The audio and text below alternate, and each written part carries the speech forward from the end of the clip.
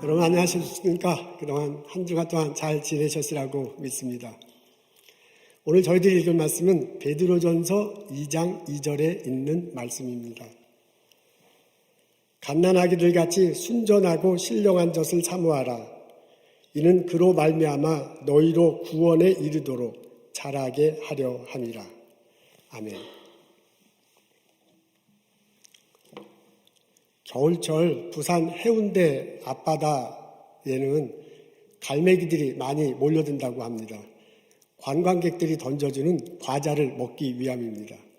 새우깡 하나를 손가락에 들고 이렇게 있으면 공중에 떠있는 갈매기들이 싹 날아서 착 채간대요.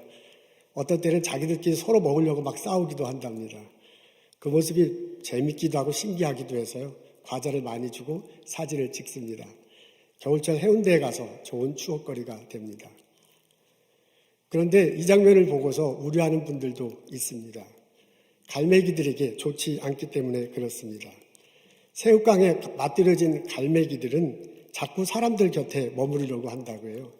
이 겨울에 오는 갈매기들이 봄이 되면은 이제 다시 자기들의 서식지로 돌아가야 되는데 3월 달쯤에는 돌아가야 되는데 6월 달이 돼도 안 돌아가는 갈매기도 있다고 합니다. 이렇게 길들여진 갈매기들이 야생성을 잃는데요. 이게 물고기를 잡아먹어야 되는데 자꾸 물고기를 잡아먹지 않고 사람이 주는 과자나 새우깡을 먹으려고 합니다. 생존에 위협이 될 수도 있습니다. 미관상 좋지도 않답니다. 그 백사장에 많은 오물들이 있어요. 그리고 건강에도 안 좋대요. 사람에게도 갈매기에도 서로 병을 줄 수 있습니다. 이런저런 이유 때문에 이게 안 좋은데 해운대 구청에서 이렇게 편말을 붙여가지고 갈매기들에게 과자를 주지 마십시오 라고 이렇게 써붙이긴 했는데 별 소용은 없다고 합니다. 갈매기들은 물고기를 잡아먹는 것이 좋습니다. 사람들은 하나님 말씀을 읽는 것이 좋습니다. 베드로의 가르침입니다. 오늘 2장 2절에 나왔습니다. 한번 앞에 있는데요. 다 같이 읽겠습니다. 갓난 아기들 같이 순전하고 신령한 젖을 사모하라. 이는 그로 말미암아 너희로 구원에 이르도록 자라게 하려 함이라. 이 구절을 읽으면 엄마 품에 안겨있는 아기의 모습이 떠오릅니다. 아기가 이제 엄마 품에 앉아있으면서요. 귀를 엄마 품에 대잖아요. 그래서 엄마의 심장 소리를 듣습니다. 뱃속에서 듣는 그 소리를 똑같이 들어요. 그러면서 마음의 평안함을 갖습니다. 그러고 이제 엄마의 주는 이제 젖을 먹습니다. 이렇게 해서 갓 태어난 어린 아기가 생존하잖아요. 나중에 이게 조금 자라서 이유식을 먹습니다. 조금 자라서 부드러운 음식을 먹고요. 나중에 딱딱한 음식을 먹고요. 그리고 건강한 성인으로 자라납니다. 베드로가 그 모습을 꿈꾸면서 그 모습을 이렇게 연상하면서 초대교인들에게 전해주는 말입니다. 어린아이가 젖을 먹듯이 어린아이가 젖을 먹어서 성장하듯이 여러분이 하나님의 젖을 맞아 하나님의 말씀을 읽고 성장해야 할 것입니다. 여기서 말하는 젖은 말씀을 의미한 하나님의 말씀을 비유적으로 표현한 것입니다. 오늘 보면 바로 앞에 보면 우리가 거듭난 것은 살아있고 현재도 있는 하나님 말씀 때문이다, 말씀이라고 그렇게 적혀져 있어요. 우리가 거듭난 후에 그리스도 안에서 이렇게 점점 자라나는 것도 또한 하나님 말씀으로 됩니다. 이런 전후 앞뒤로 볼 때 여기서 말하는 젖은 하나님 말씀인 것을 알 수 있습니다. 갓 태어난 아기에게 젖이 필요하듯이요. 하나님을 막 믿은 우리들에게도 하나님 말씀이 필요합니다. 갓 태어난 아기가 엄마 품에서 심장 소리를 듣고 심장 소리를 듣고 내가 이분에게서 태어났다는 걸 이제 본능적으로 아는 자잖아요. 그런 것처럼 하나님 말씀을 읽고 그 하나님 속에서 말씀을 읽고 하나님 말씀 안에서 하나님 품 안에 있는 거지요. 그러면서 창조 이야기를 듣고 읽고 내가 하나님 안에서 태어났구나라는 것을 알게 됩니다. 어린아이가 어머니 품에서 이렇게 평안함이 있듯이요. 성경 말씀을 읽고 하나님 품 안에서 우리가 평안할 수 있습니다. 어린아이가 엄마가 주는 젖을 먹고 이렇게 막 자라듯이요. 하나님 말씀을 읽고 우리가 성장하면서 구원에 이를 수 있습니다. 베드로는 오늘 본문에서 사모하라 라고 그렇게 권면합니다. 세번역에 보니까 그리워하십시오 이렇게 나와 있네요. 근데 이렇게 전후 앞뒤를 읽으면은 베드로의 마음은 뭐 사모하라, 그리워하라 이것도 참 좋지만은 베드로의 심정은 애타게 찾아라 라는 그런 심정으로 썼을 것으로 생각합니다. 제가 어렸을 때 저희 집에 개가 있었습니다. 그 개가 새끼를 낳았는데 5마리인지 6마리인지 한꺼번에 낳았어요. 근데 그 새끼들이 어미 젖을 먹는 게 이렇게 생각나. 갓 태어난 강아지들은 이렇게 눈이 잘 안 띄는 모양이에요. 그래서 막 이렇게 막 왔다 갔다 하는데 그러면서도 엄마의 젖을 먹으려고 하는데 이게 6마리니까 5마리, 6마리니까 서로 막 엉켜서 먹잖아요. 쑤시고 들어가고 위로 올라가고 밑에 하면서 그 젖을 빠는 모습이 생각나. 근데 그 먹는 모습이 보기에도 좋고 평화로워요. 좀 안쓰럽기도 해요. 근데 갓 태어난 강아지들이 엄마 젖 먹는 모습이 생각납니다. 그런 모습을 연상하고 더 하고 싶은 말이 이 말일지도 모르겠습니다. 베드로가 사모하라 라고 말했는데 그 심정은 애타게 찾아라 라고 그렇게 말하고 싶어 할지도 모르겠습니다. 베드로가 초대 교우들에게 권면합니다. 순전하고 신령한 말씀을 사모하십시오. 그 말씀을 통해서 자라고 구원에 이르게 될 것입니다. 아멘. 우리가 하나님 말씀을 읽을 때 구원에 이르도록 잘할 것이다 라고 베드로가 알려주고 있네요. 말씀을 먹어야 우리가 잘할 수 있습니다. 하나님 말씀 안에서 은혜가 우리들에게 오기 때문에 그렇습니다. 성경의 핵심은 예수 그리스도예요. 예수님이 이 땅에 오셨다. 십자가에 달려 돌아가시고 부활하셨다. 그를 통해서 우리에게 구원의 길이 열렸다라는 것이 핵심으로 성경 말씀 안에 자리 잡고 있습니다. 이런 사건이 가능하게 하신 것이 하나님이 하셨기 때문입니다. 하나님이 그렇게 길을 열어주신 것이 곧 은혜예요. 그래서 우리가 하나님 말씀을 읽으면 이 내용들이 이해되면서 그리고 예수 그리스도가 믿어지면서 그 은혜가 우리들에게 오는 거예요. 그 예수님 말씀대로 우리가 살아갈 때 그 은혜가 계속해서 우리들 삶을 지배하게, 우리들 삶 속에 충만히 임하게 됩니다. 은혜가 우리들 삶 속에 오셔서요, 우리들의 부족한 것을 채워주잖아요. 우리의 부족한 것이 채워지기 때문에 우리가 마음을 추스리고 삶을 추스리고 일어설 수 있습니다. 말씀을 먹어야 우리들이 잘하고 구원할 기회에 이를 수 있습니다. 말씀 속에는요, 하나님의 능력이 담겨져 있기 때문에 그렇습니다. 우리가 말씀을 읽을 때 하나님이 능력으로 우리들과 함께 하세요. 하나님이 이 세상을 창조하셨습니다. 하나님이 죽은 자도 살리시고 구원의 길을 허락하셨습니다. 그 능력이 하나님이 말씀 속에 고스란히 이렇게 담겨져 있어요. 이분이 하나님이다 라고 믿고 내가 그 말씀을 받아들일 때 하나님의 능력이 내 안속에 임하십니다. 그래서 나의 약함을 나를 덮어주셔서 나의 약함을 강하도록 만들어 주십니다. 이렇게 하나님이 나를 부족함을 덮어주실 때 내가 하루하루를 살아갈 수 있습니다. 여러분, 사람이 채워질 때 안도감을 느끼잖아요. 너무 배가 고프면 이게 좀 불안해. 채워질 때 좀 이렇게 세상이 보이잖아요. 좀 먹어야 좀 이렇게 세상이 보여. 하나님의 은혜로 내게 채워질 때 내가 안도감을 얻습니다. 내게 채워질 때 이게 보일 게 보입니다. 여러분, 하나님의 능력으로 우리를 덮어줄 때 내가 일어설 수 있어. 어떤 때 나 혼자 도저히 일어나지 못한 그런 때가 있잖아. 그때 하나님이 능력으로 덮어줄 때 내가 일어설 수 있어요. 하나님의 능력으로 덮어줄 때 내가 앞으로 바라보고 걸어나가면서 저게 우리들이 가야 할 길이구나. 굳건히 믿고 앞으로 나갈 수 있습니다.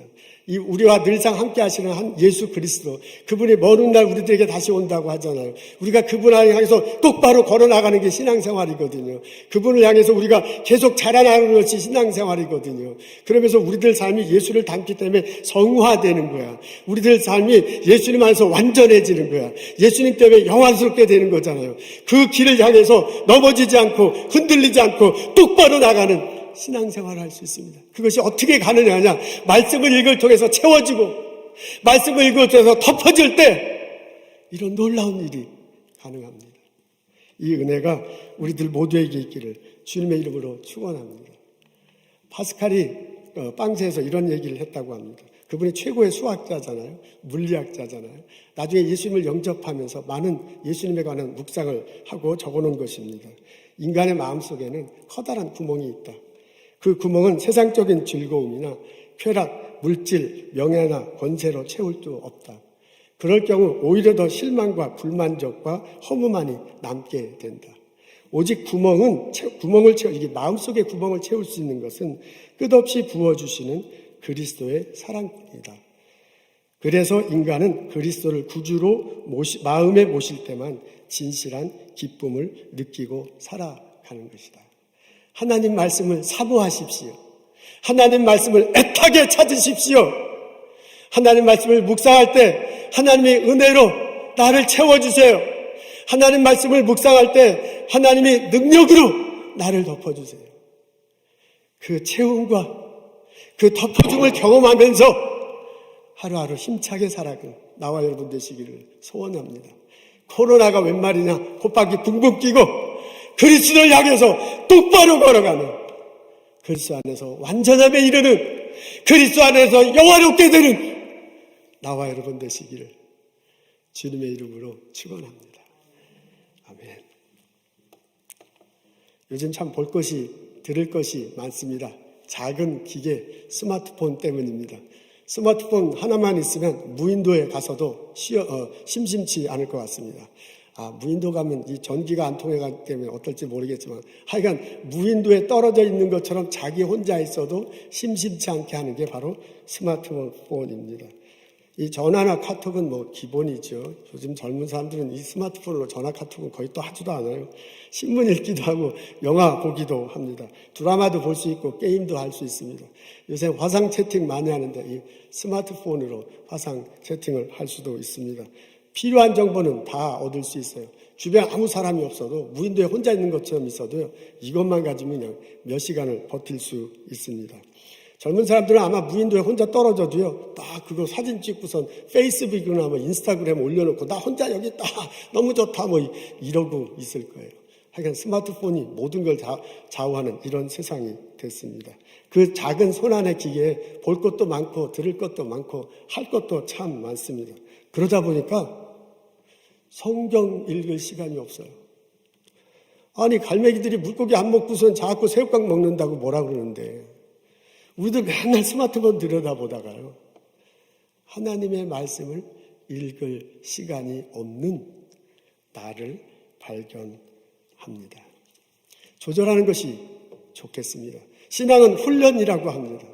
하나님 말씀을 읽을 때 은혜가 내려서 나를 채워주신다는데, 하나님 말씀을 읽을 때 능력이 넘어서 나를 덮어주신다는데, 그것 때문에 내가 흔들지 않고 신앙생활 한다는데, 하나님 말씀을 찾고 읽도록 훈련하는 것이 참 좋겠습니다. 나 스스로 조절해야 돼요. 누구도 조절해주지 않아요. 시간을 내십시오. 아침이면 아침, 점심이면 점심, 저녁이면 점심. 내가 이 시간을 꼭 정해놓고 하나님 말씀을 읽겠다. 장소를 정해십시오. 나는 이 장소에서 가장 잘 읽게 되니, 잘 하나님 말씀을 묵상하게 되니, 이 장소는 내가 하나님 말씀을 듣는 장소다, 읽는 장소다. 자리를 정해놓고 하십시오. 우리 하루에 3끼 먹어. 2끼 먹는 사람도 있지만 4끼 먹는 사람도 있다고 그러나요? 어쨌든 정기적으로 밥을 먹는데, 정기적으로 하나님 말씀을 읽는데 왜 이렇게 인색합니까? 새우깡 너무 좋아하다가 물고기 못 잡아 먹는 수가 우리들에게도 일어날 수 있습니다. 조절하는 것이 참 좋겠습니다. 말씀을 읽을 때 하나님의 은혜로 나를 채워주시는, 말씀을 읽을 때 하나님의 능력으로 나를 덮어주시는 그 채움과 덮어줌을 날마다 체험하며 살아가는 여러분 되시기를, 우리들이 되시기를 주님의 이름으로 축원합니다. 아멘. 로렌스 형제가 생각나요. 1605년에 프랑스 파리에서 태어났습니다. 가난한 소장농 집안에서 자랐다고 합니다. 젊은 시절에 전쟁터에 나가서 부상을 입어요. 그래서 다리가 아주 불편하고 몸 자체가 불편했는가 봅니다. 한때는 회계사 사무실에 가서 잠깐 이제 잡일을 도우면서 일을 한 적이 있는데 별로 그렇게 신통치 못했나 봅니다. 그러니까 삶을 살아가면서 본인 스스로 생각하기에 조금 엉망이다, 조금 본인은 똑똑하지 못한 것이 아닌가, 뭐 이런 생각도 갖기는 했는가 봅니다. 그러던 어느 날 하나님을 좀 더 사랑하고 집중하고 싶은 생각이 들었습니다. 50대 수도원에 들어갑니다. 프랑스 파리에 가면 맨발의 까르멜 수도원이 있는데 그 수도원에 들어갑니다. 거기서 평신도 수사로 들어가는데요. 거기서 한 일이 부엌에서 일하는 거예요. 그냥 부엌에서 일하는 게 본인이 맡겨진 역할이에요. 나중에 샌달 고치는 일을 하기도 했다고 합니다. 수도원에 들어가서 이 로렌스 형제가 하나님을 생각하기 시작합니다. 하나님을 집중적으로 생각하기 시작합니다. 어디에 있든지 무슨 일을 하든지 어느 시간이든지 계속 하나님을 생각하는 거예요. 성경에 보면 하나님이 예수를 그리스도로 믿는 사람에게 성령으로 임재하신다고 했는데 내가 예수님을 믿으면 하나님이 내 안에 있는 것이 아닌가? 그럼 당연히 그 하나님을 생각하면서 살아가고 일할 수 있는 것이 아닌가라는 고백을 가지고 계속 하나님을 생각해요. 하나님 말씀을 읽으면서 생각해요. 하나님께 기도하면서 생각해요. 부엌에서 일을 하면서도 생각해. 일하기 전에 하나님 내가 일을 합니다. 기도하고 하나님의 이 부엌 일을 해요. 그 일을 하면서도 마치 자기가 우리 셀폰에 이렇게 막 누구 대화하면서 설거지 하듯이 하나님과 대화하듯이 이렇게 하면서 설거지를 해요. 그 일 부엌 일 끝나고 난 다음에 바로 거기서 무릎 꿇고 하나님 감사합니다 라고 감사하며 기도를 드렸다고 합니다. 그러니까 어느 시간 무엇을 하든지 간에 그 겉으로 드러나는 건 어떤 다른 모습일지도 모르지만은 중심에서는 내 안에 임재하시는 하나님을 갈망하고 그분을 생각하고 그분을 경험하면서 살아가는 겁니다. 변화가 일어나기 시작합니다. 본인에 대한 생각이 많이 바뀌어요. 하나님이 나를 사랑하시는구나. 나는 하나님의 사랑받는 존재다. 내가 하는 모든 일들은 하나님이 나를 사랑하는 하나님께 사랑을 드리는 거다라는 생각을 갖게 됩니다. 사랑받는 나에 대한 존중심을 갖게 되고요. 이 삶의 성품에 있어서 놀라운 변화가 일어납니다. 일에서도 엄청난 변화가 일어나. 이거는 남들 보기에 하찮은 일이야. 부엌일. 별거 아니야. 저게 별 의미가 있을까? 근데 본인은 안 그래요. 내 안에 임재하신 하나님, 그분이 내게 맡겨주신 일이야. 이 일 가운데 하나님이 함께 하셔. 그러니까 이 설거지가 그냥 설거지가 아니야. 이건 하나님이 나와 함께 하시는 설거지고요. 이것은 하나님께서 나와 내게 맡겨주신 일이에요. 라는 마음을 가지고 일하기 시작합니다. 그러니까 이 사람 삶 속에 엄청난 변화가 일어나요. 이분이 말할 때 후라이팬에 달걀을 이렇게 찐다고 그래요. 프라이팬에 달걀을 하잖아요. 그런데 그냥 후라이팬에 달걀을 찌는 거야, 삶는 거야. 이렇게 프라이 하는 게 그냥 그게 하는 게 아니고 하나님이 내게 맡겨주신 일이고 하나님이 함께 하시는 일이기 때문에 내가 사랑하는 마음으로 이것을 한다라고 사역을 하게 됩니다. 수도원에 사람들이 찾아오기 시작합니다. 이 사람을 보고 싶어서요, 부엌에 와요. 그래서 부엌에 와서 이분이 부엌 일을 하는데 어떤 사람은 마치 그 부엌에서 일하는 그 사람의 모습이 미사 드릴 때 제자가 성만찬을 떼는 그 모습과 똑같았다라고 그렇게 받아들이는 분들도 있습니다. 이 사람을 바라보기만 해도 마음의 평안이 있습니다. 이분과 부엌 일 끝나고 난 다음에 이분과 대화를 나누면 삶이 헛걸어졌던 것들이 바로잡히고 의미가 어떤 것인지 알게 됩니다. 그런 마음을 가지고 되돌아갔습니다. 이래서요, 부엌에서 일하는 이 로렌스 형제를 통해서 선한 영향력이 계속해서 번져 나갔다고 합니다. 나중에 이분이 이 까르멜 수도원의 원장이 됩니다. 하나님 말씀을 묵상하십시오. 그 하나님 말씀을 통해서 은혜가 내게 임합니다. 그 하나님 말씀을 통해서 능력이 내게 임해서 나를 덮어줍니다.